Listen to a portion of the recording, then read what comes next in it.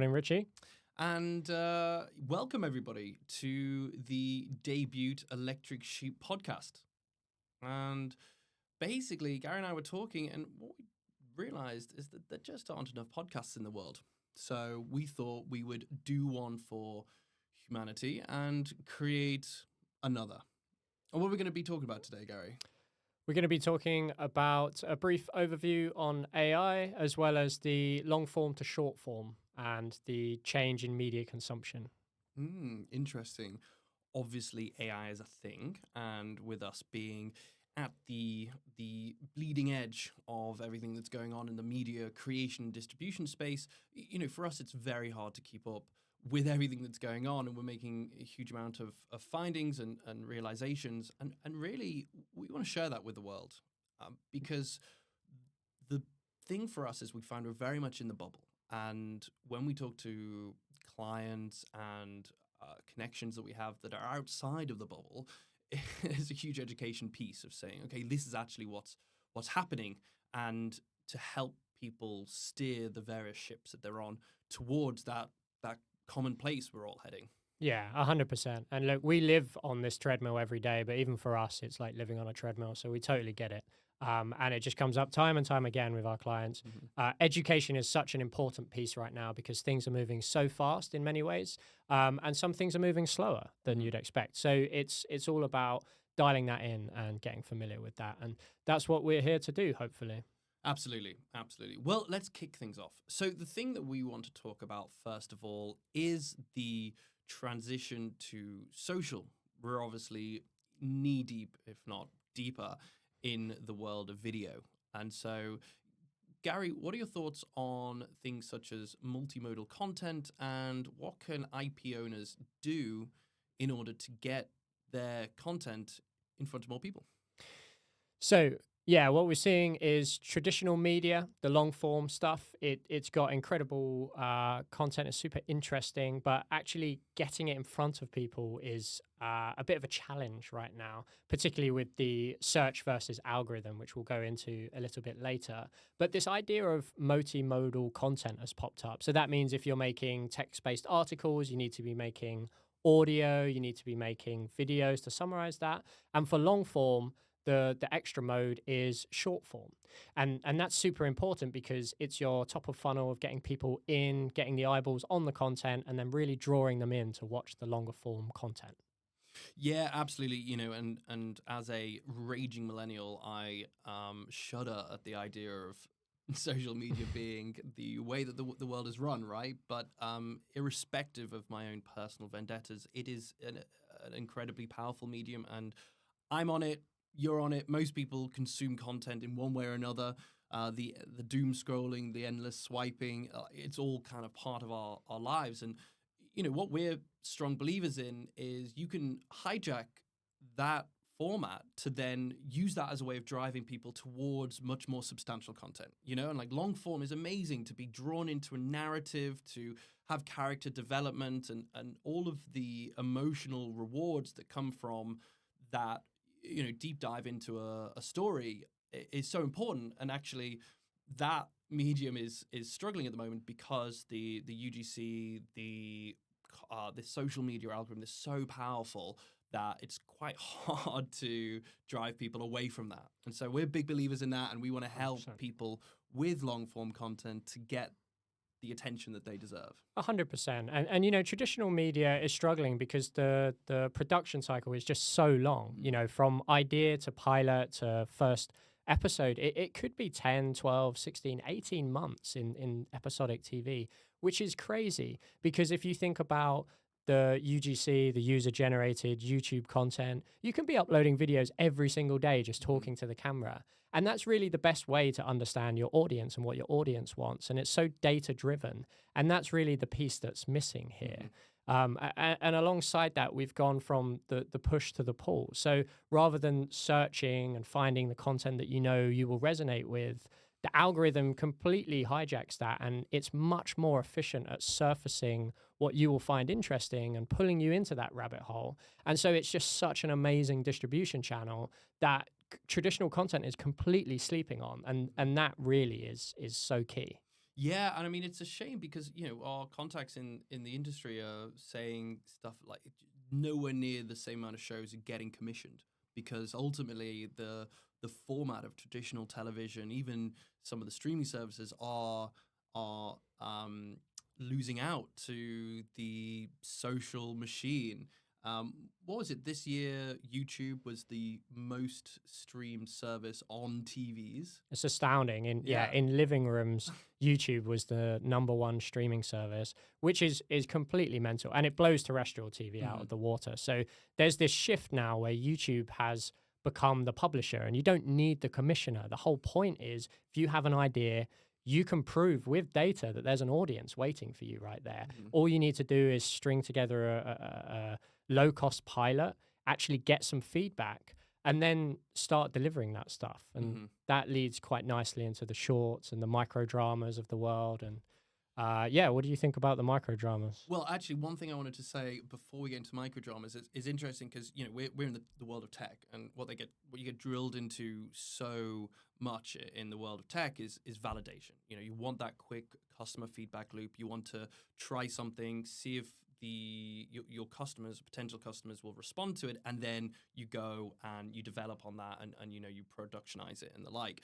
And when you are making a long form piece of content, you don't have that mentality so much as the commissioner is one person, and you can build content for them, and they're like, yeah, I'm going to use this because it satisfies this and that stuff. But ultimately, there's a disconnect between what they want and what the audience wants, and so taking some of those ideas from tech and having an iterative process with your customers in that feedback loop is really 100%. can be incredibly powerful. You can test out different Yeah. characters, different narrative arcs, different ideas and themes, and then put it all out through social, see what gets the most traction, what's driving the most people towards you, and then use that to inform the narrative and the scripts of the future episodes. 100%. And instead of it being a distribution channel, it almost becomes part of the production life Mm-hmm. cycle, where if an audience isn't relating to the character or relating to the narrative, you can, Cut 'em. yeah, just swap it out. And Put them in the bin. yeah, exactly. And it's really interesting because it's essentially just the same thing that Toyota introduced many, many years ago, the just-in-time production, where instead of stockpiling all of these parts, actually they worked out the production life cycle of making a car and got all of the parts there just in time. Mm-hmm. It become this agile methodology that spread like wildfire throughout tech and coding and things like that. And we're seeing that style of project management just proliferate everything, because all you're saying is the most important thing isn't to be right. The most important thing is to iterate fast, because it means you get to the right thing fast. Mm-hmm. And that is what we're seeing with this stuff, really. And social media is an absolute manifestation of that. Well, that's a nice segue into microdramas. So verbatim, our notes in preparation for this say microdramas should be content on crack. Gary, why don't you talk to us about what exactly a microdrama is and why it should be like crack cocaine?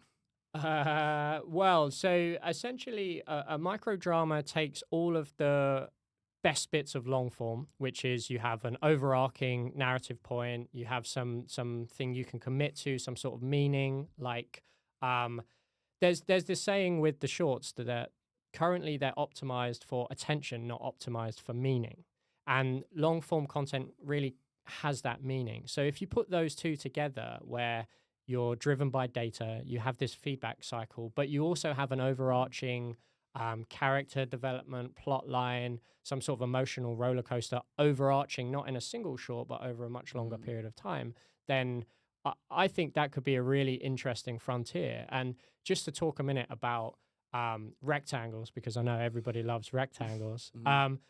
You know, traditional media is delivered, you know, in a wide way and not vertical, and there's a little bit of question about that. But actually, if you look back, the reason that normal TV is wide is because we could produce TV panels in that format. That was the only reason.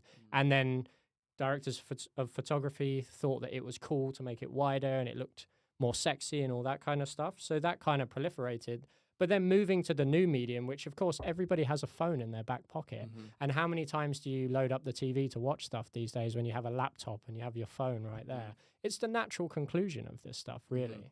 And like think about how much time and energy you waste turning your phone this way to this way. Like we don't have, none of us have that sort of resource available to us. So yeah, I mean it's interesting.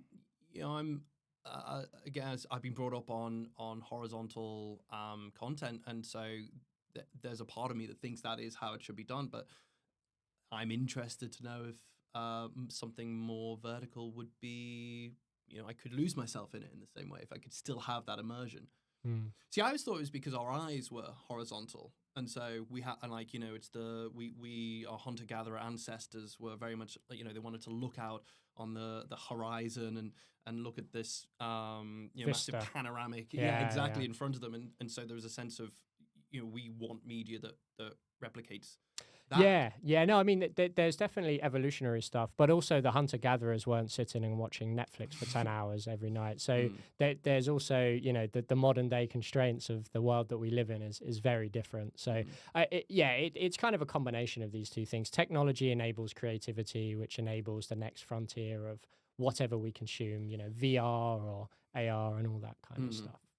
So, to take the takeaway from this is, irrespective of the triangle of choice, the way that microdramas and, in fact, traditional long-form dramas are going to win in this world is to tighten up that feedback loop and to create more content on social, see how it lands, and then use that data accordingly. It's basically like what would be like a focus group on the content and see how data-driven development. Right, exactly. That's always been a part of these things, right? And they do a cut and they go and put it in front of a group of people, and maybe they've got 20, 30 odd people there, and they'll give an opinion, and it'll be quite long form. It takes a day and whatever. But we now have the infrastructure to put it out in front of thousands, if not tens or hundreds of thousands of people, and then see how they react en masse to then inform. And the infrastructure is there. It's just fed directly into their consciousness, essentially, through their mobiles, and their reaction. When you ask somebody a question, they may answer it correctly, or they may answer it in the way you want them to answer it, et cetera, et cetera. But when it's behavior based, it's much more powerful. Priming is just such a huge thing in psychology. So all of the results, any self-attested results, are also completely fictitious most of the time if you look at all of the studies. Yeah, exactly. So the algorithm pulls out the data and infers meaning, and actually can be predictive as well. So before you even put it in front of people, you could get scores and things like that, which is things that brands have been looking at, that we've been talking to about being able to gauge how well content will do. But ultimately, again, it comes down to high volume is how you get the high impact, because the same people won't see the same short from the same company or the same production or whatever. So that's probably a good segue.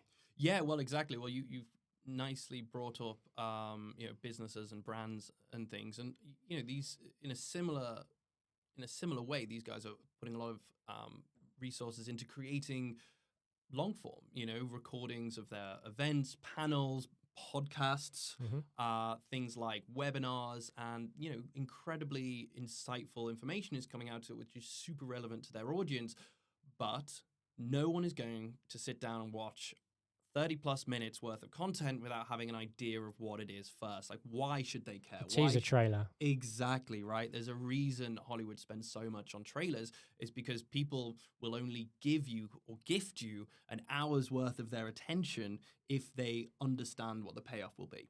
And so that's what we want to help with as well. And everything that we're building is about, helping those people who've got that very high quality long form, and in finding those moments. What is the best 30 seconds? And the best is always very subjective. So for some people, it might be the funniest. For some people, it might be the most shocking or the most insightful, most heartfelt. Like, there's so many different paradigms of which the 30 seconds is the most powerful, given the nature of the content at hand.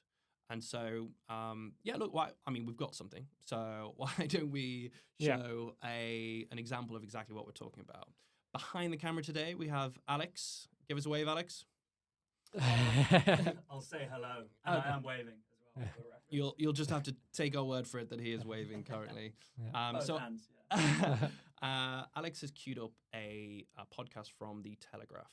So this is about some pretty hard-hitting journalism. We're talking about this was a week or two ago, and it was a piece on Ukraine and the political climate over there, and some of the interactions between Putin and Trump. And so we plugged in the full recording, and we said, "Hey, find us the most shocking content." I'm saying, make me a viral highlight. Yeah. Oh, yeah. So what we're doing today is showing you. So we'll plug in, make a viral highlight first of all, and let's essentially take the agent through the process, right? So first of all, we need to define exactly what our output is, and then it should come back and it essentially says, "Cool, we can do a viral highlight, but how do you want it? What do you want me to focus on? Do you want it to be 30 seconds, 60, 90? Obviously, these are all things which you need to define because the system can only do what it knows to be right. You can also leave it open. You can say, I don't know, just get me something which is the right length in order to capture the entire narrative. Yeah, and so we've trained it to pull out the most hook-worthy moments. The first 2 seconds will really be a scroll stopper, and then we'll jump into other content or keep that running if that's a good moment. And we've really worked on that, tuned to like the YouTube algorithm and the different platform algorithms. So that is something we'll see today. It's going to read through that whole script. It also has video understanding as well. So on upload, if you upload audio, we'll pull out all the transcripts. If it's a piece of music, we'll identify all the beats. If it's a video, we will then painstakingly scrub through every image, and a robot will understand each part of that and make that available to the agent. And then, of course, the agent can control the timeline. And so it will think about what it needs to do to make that work. It will present 3 to 5 options for you, which Alex is reviewing right now. And then you kind of just pick an option that works. So yeah, just to go back a step in terms of the output from that. So the system understands not only the audio, what's being said, but also what's happening in the video. Yeah. So the reason behind that is what is quote unquote the most shocking could be something that is said, or it could be something that happens. Absolutely. So if there is a car crash, for example, or if you got a long scrub of an event and most of it is just boring filler, and then there's something that happens, an event is in recording of something out in the wild, or one point people come onto stage or whatever it might be, it'll be able to find those moments. Yeah, because a lot of the context is missing in that. You know, we've been working with a comedian on YouTube, and one of the things that they were really lacking was the ability to find the context of what's funny, and also, you know, you want to leave the audience laughter in. Sometimes it's contextual on what's happening on stage, and that's really a key part of this video description layer. So we do that, and then we try to make it an editor for people who don't necessarily know how to edit video. So this is now jumped through the steps. It's pulled out a pretty shocking hook here saying nobody is talking about the thousands of kids kidnapped in Russia. It takes a few seconds to load in the video, and then depending on your internet, and then you're ready to just press spacebar, press play. He's talking about the tens of thousands of kidnapped children by Russia. If it's allowed that these children just are now forced to live in Russia, that were taken away from the occupied territories and not returned to Ukraine, then what kind of precedent does that send to the world? There you go. You can see we pull out the hook there. We get people stopping, scrolling, and then we summarize the bit. We give you the full edit there. And the way that it works is it will be coherent. So if you ask for 90 seconds and it can't quite find that to make a coherent edit, it will just roll either side. But the main thing here is it gives you something that people are going to want to stop, and then they're going to want to follow that through to the long form to see what's going on. Yeah, exactly. And I think this piece of content originally was half an hour. Yeah, I think so. Podcast, and you know, we what was that? 3 minutes, something like that. That took 2 minutes. Typically 2 minutes. Yeah, exactly. So you know, in terms of it's a fraction of the time it would take to watch through the whole thing. It's great to identify those narratives. On screen, I'm sure you saw that gave you a couple of different options, and our whole philosophy through and through is that we want humans in the loop, right? 100%. You know your context more than anyone, and so there's this big divide because you have the people who can technically go in and edit, and you have the people who have the context of the content, the strategy. Strategy, yeah, exactly. And so sometimes you don't know what you don't know, and the editor, because of the disconnect between them, is then making assumptions because they just are looking at it from their perspective rather than having the deeper context of whoever has recorded it or directed it or whatever it might be. Yeah, always present at the panel as well, because Mm. you might feed in a certain line you want it to say or something like that, but it's as abstract as you want it to go, like feeding in emotions. Like you tried Love Island the other day, which was quite an interesting one. Maybe you could talk about the journey of finding what would be good content from that. Yeah, so we tried Love Island, and for those who don't know, it's a reality TV show, and basically they get a lot of attractive, kind of emotionally unstable people in a villa, and then they mess with them as much as possible. They bring in new people, they try and disrupt the couples, and the way you survived is by being in a steady couple, essentially. Anyway, all that by the by, the end result is huge amounts of drama and kick-ups and, all these kind of things.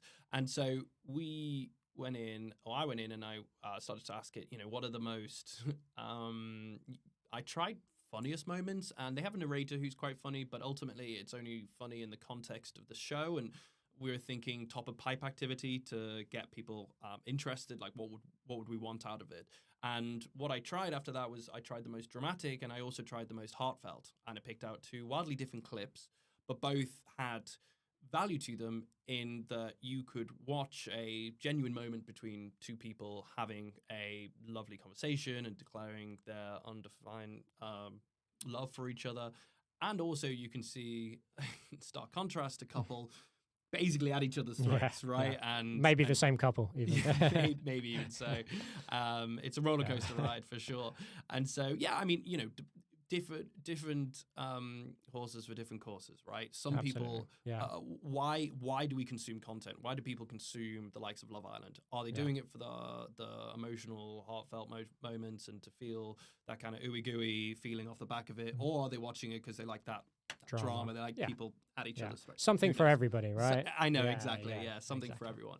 And so that's really interesting from our perspective, because we're trying to essentially codify that into a machine, right? And like how the agent doesn't know that other than from your instruction. And so that's tying back to my earlier point, the whole thing about humans in the loop, right? If you just said, find me something shocking to a video editor, then and they had no context of it, that what they find might not be right. The same goes for the machine. Yeah.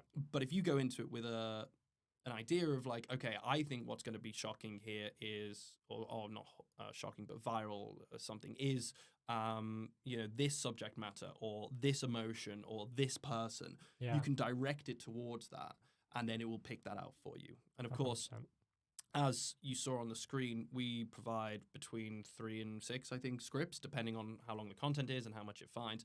And that's great because then you can go in and either through your context of the content from watching it or having reviewed it, or from just objectively looking at it, you can say, oh, wow, of this shortlist, actually, number 3 is the best. Number 5 is the best. Yeah, 100%. Yeah.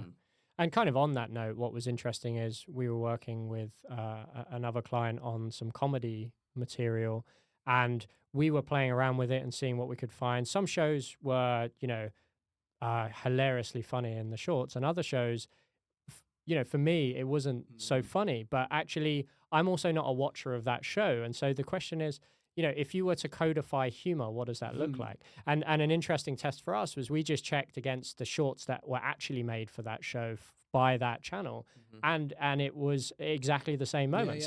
So it had worked, but that's quite a sort of interesting. How do you codify these concepts and constructs? It gets more philosophical quite quickly. I mean, it's an absolute rabbit hole that maybe we'll dive down one of the future podcasts. We'll see how it goes. But it's a very interesting, insight, and something that we are trying to get into the minds of our clients, and this is the whole thing with the education piece. For us, we're learning this completely new domain on what does it mean to work with an AI in order to find content that will be fit for purpose. Are you trying to, again, attract new customers, new content consumers, or are you trying to nurture the ones that you've already got and create stuff that will keep them hooked, episode after episode, that sort of thing. So there's a lot of nuances to it there. So we've talked a lot about shorts, and the thing is it does get a bad rep, especially amongst people maybe such as myself, as millennials and older, and is it a good format? And to you, Gary, what do you think in general terms about that format and what it's doing to the format of education? Oh, sorry, of entertainment. Well, I think education actually is a good one to bring up, because it's bite-sized chunks that you can actually deliver in that way, like edutainment and entertainment. I think there is an interesting use case there. I think it's still yet to be fully understood from the longer form stuff.